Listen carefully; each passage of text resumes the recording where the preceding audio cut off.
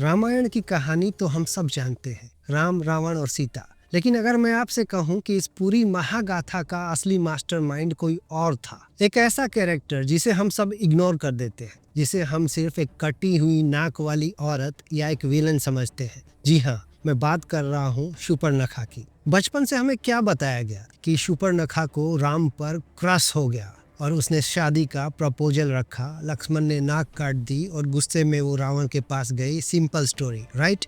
देखिए, रावण के विनाश के पीछे सिर्फ एक वजह नहीं थी, इसके पीछे कर्मों का और श्रापों का एक पूरा जाल बिछा हुआ था। जैसे कि सीता, जो पिछले जन्म में वेदवती थी, उनका श्राप, या फिर राम के पूर्वज राजा अनारण्य का दिया हुआ श्राप कि मेरे ही वंशज के हाथों तुम्हारा अंत होगा। इन सारे श्रापों का ट्रिगर करने का काम, उस टाइम बम का बटन दबाने का काम शूर्पणखा ने किया।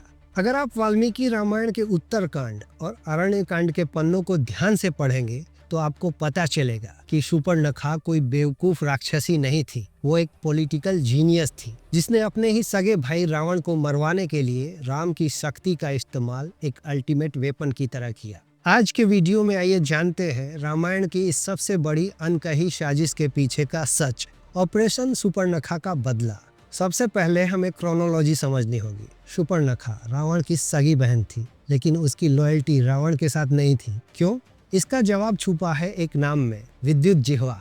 यह शूर्पणखा का पति था, लेकिन ट्विस्ट यह है कि विद्युतजिह्वा राक्षस नहीं था। वो कालकेय दानव वंश का राजा था, और माइथोलॉजी में राक्षस और दानव इंडिया और पाकिस्तान की तरह कट्टर दुश्मन थे। रावण को यह शादी बिल्कुल पसंद नहीं थी। उसे लगता था ये एक सिक्योरिटी थ्रेट है। फिर आता है वो दिन जिसने इतिहास बदल दिया।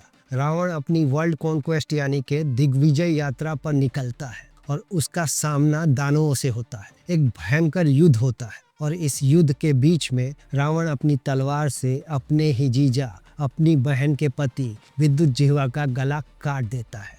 बाद में रावण ने सफाई दी कि युद्ध के धुएं में मुझे कुछ पता नहीं चला, ये एक एक्सीडेंट था, कोलेटरल डैमेज था। लेकिन शूर्पणखा बेवकूफ नहीं थी। वो जानती थी ये एक्सीडेंट नहीं, एक कोल्ड ब्लडेड मर्डर था। अपने पॉलिटिकल राइवल को रास्ते से हटाने का रावण का एक मास्टर स्ट्रोक। उस दिन शूर्पणखा ने रावण के सामने रोते हुए कहा था, तुम भाई के नाम पर सिर्फ एक कलंक हो, मेरे पति के हत्यारे हो। यही वो मोमेंट था दोस्तों, जहाँ शूर्पणखा के दिमाग में एक ही मकसद रह गया, बदला।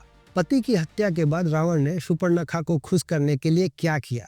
उसे दंडकारण्य का इंचार्ज बना दिया और खरदूषण की 14,000 की सेना उसके साथ भेज दी। रावण को लगा कि उसने अपनी बहन को एक जागीर दी है, लेकिन असलियत में शूर्पणखा के लिए एक मौका था। वो दंडकारण्य में रावण के लिए काम नहीं कर रही थी, वो वहाँ एक स्लीपर सेल की तरह सही वक्त का इंतजार कर रही थी। उसे तलाश थी एक ऐसे हथियार की, एक ऐसे योद्धा की जो रावण से ज्यादा ताकतवर हो, क्योंकि वो जानती थी कि वो खुद रावण को नहीं मार सकती। और फिर एंट्री होती है राम की। जब शूर्पणखा पंचवटी में राम को देखती है तो कहानी कहती है कि वो उनकी सुंदरता पर मोहित हो गई। लेकिन अगर हम रिवेंज थ्योरी का चश्मा लगाकर देखें तो मंजर कुछ और दिखता है।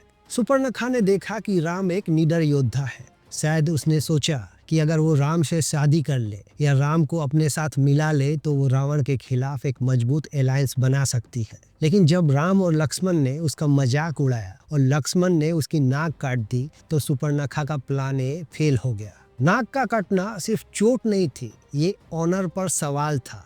लेकिन एक चतुर स्ट्रेटेजिक की तरह शूर्पणखा ने इस अपमान को भी एक मौके में बदल दिया। The litmus test. नाक कटने के बाद शूर्पणखा रावण के पास नहीं गई। नोट कीजिए इस पॉइंट को। वो पहले अपने चचेरे भाई खर के पास गई। क्यों?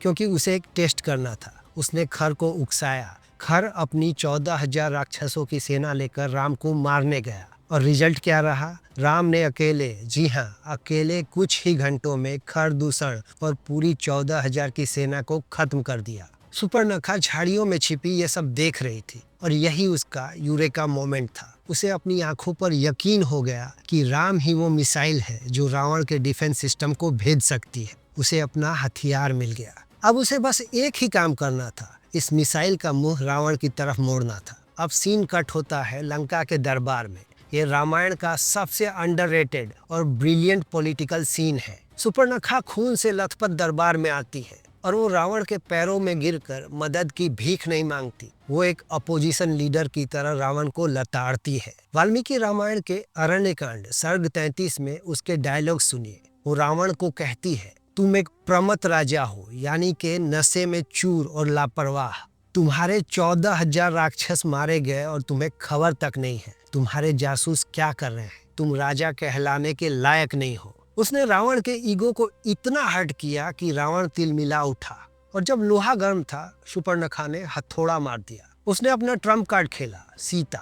उसने रावण से झूठ बोला। उसने कहा, भैया मैं तो सीता को आपके लिए चुराने गई थी, क्योंकि वो तीनों लोगों में सबसे सुंदर है और वो सिर्फ आपकी पत्नी बनने लायक है। इसी चक्कर में लक्ष्मण ने मेरी नाक काट दी। यह सरासर झूठ था, क्योंकि पंचवटी में उसने सीता को खाने की कोशिश की थी, रावण के लिए लाने की नहीं। लेकिन उसने ये झूठ क्यों बोला? क्योंकि वो रावण की साइकोलॉजी जानती थी। वो जानती थी रावण धर्म के लिए युद्ध नहीं करेगा, लेकिन अगर बात वासना और अहंकार की हो तो रावण पूरी दुनिया जला सकता है। उसने रावण को ये नहीं कहा कि राम से लड़ने जाओ क्योंकि उसने मेरी नाक काटी। उसने कहा सीता को उठाकर ले आओ। क्यों?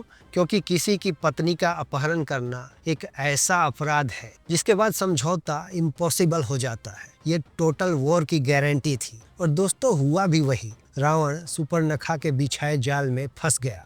वो सीता को उठा लाया। राम लंका पहुंच गए, युद्ध हुआ, रावण मारा गया, कुंभकर्ण मारा गया, पूरा राक्षस कुल खत्म हो गया। युद्ध के बाद शूर्पणखा का जिक्र गायब हो जाता है। उसे लंका की राख पर रोते हुए नहीं दिखाया गया। क्यों? क्योंकि उसका मिशन पूरा हो चुका था। उसने अपने पति विद्युत जिह्वा की मौत का बदला ले लिया था। उसने दुश्मन के दुश्मन को दोस्त बनाने वाली चाणक्य नीति का इस्तेमाल किया। राम ने बाण चलाया, लेकिन निशाना शूर्पणखा ने सेट किया था। तो अगली बार जब आप रामायण की बात करें तो शूर्पणखा को सिर्फ एक साइड कैरेक्टर मत समझिए। वो इस महाकाव्य की हिडन स्क्रिप्ट राइटर थी। एक ऐसी महिला जिसने अपनी बेइज्जती और गुस्से को एक ऐसे हथियार में बदल दिया जिसने सोने की लंका को मिट्टी में मिला दिया। ये कहानी हमें सिखाती है कि पॉलिटिक्स और वॉरफेयर में जो सामने दिखता है, अक्सर सच उससे बहुत अलग होता है। कभी कभी सबसे खतरनाक खिलाड़ी वो होता है जिसे सब कमजोर समझकर इग्नोर कर देते हैं। तो आपका क्या सोचना है दोस्तों? क्या शूर्पणखा का बदला जायज था या वो एक विलन ही थी? नीचे कमेंट्स में लिखकर जरूर बताएं।